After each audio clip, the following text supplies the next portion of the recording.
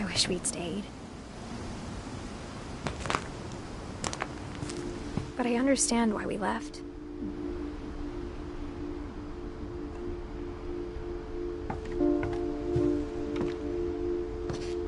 My mom ended up leaving everything behind.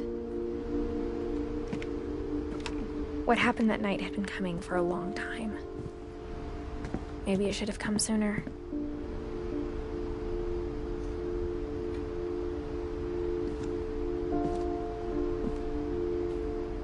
But it had to end one way or another.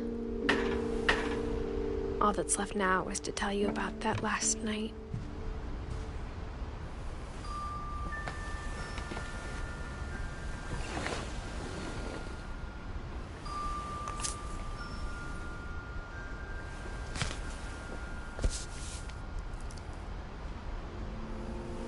That whole last day, Edie just watched us pack and didn't say a word.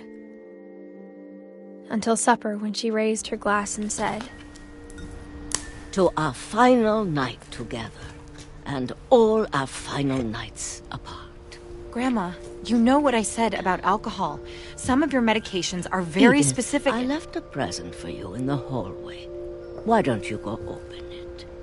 The grown-ups have to argue now. I'm sorry, you're right. We're all leaving tomorrow. Let's just enjoy our last... I'm not leaving. Edith, you're excused.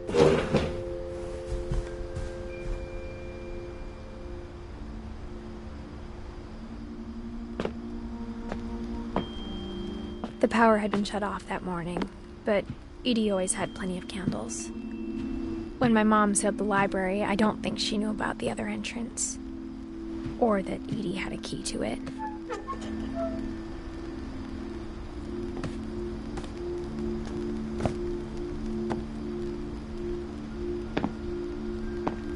That thing you're afraid of isn't going to end when you leave the house. Edith has a right to know these stories. My children are dead because of your stories. I think it's best if Edith and I leave tonight. We'll have the nursing home send a van for you in the morning. Okay? Dear Edith, there's so many stories I wish I could tell you, but there's only time for one. This is about what happened on the night you were born. That night, the tide went way, way out. It was the first and last time I ever saw the old house aground. There'd been an earthquake out in the middle of the ocean. They called it the lowest tide in 1,000 years. God, it smelled awful. You know, I've seen that house every day of my life.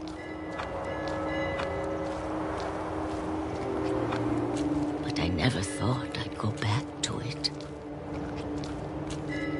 When the fog rolled in, I lost my way.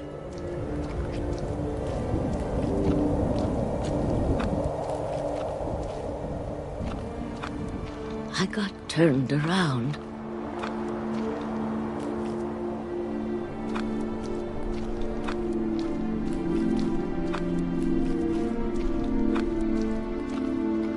I started seeing things.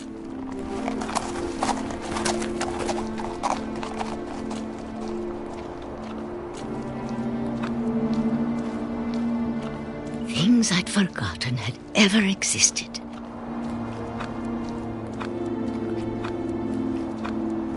But when I saw them, they felt like old friends. That night, a lot of things came back to me. Or maybe I came back to them.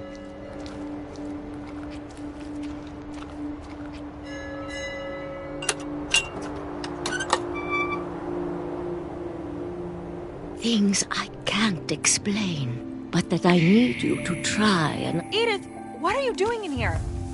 It's mine. Edith! Mom, you're gonna rip it! Let go! I kicked and screamed, but Mom dragged me to the car.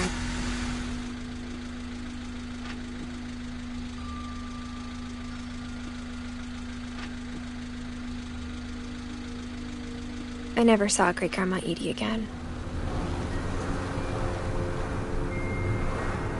The next morning, the van came to pick her up, but she was already gone. After that, we moved around a lot.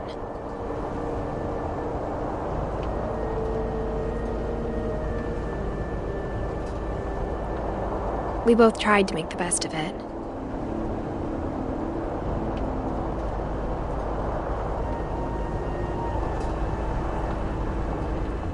A few years went by.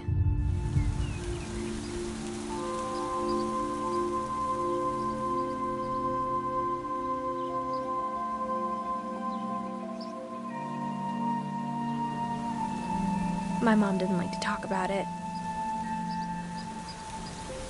But she started getting sick a lot. The rest happened pretty quickly.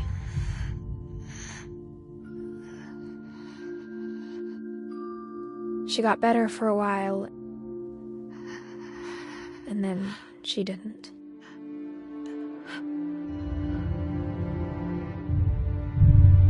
And then I was alone. The last Finch left alive.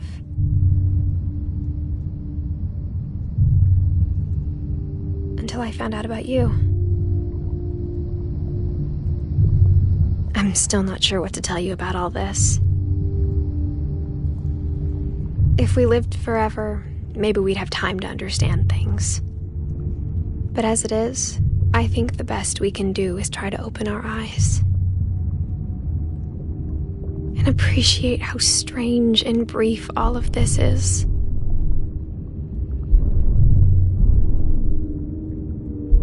This journal was supposed to be for you. But now I hope you'll never see it. I just want to meet you and tell you all these stories myself. But I guess if you're reading this now, things didn't work out that way.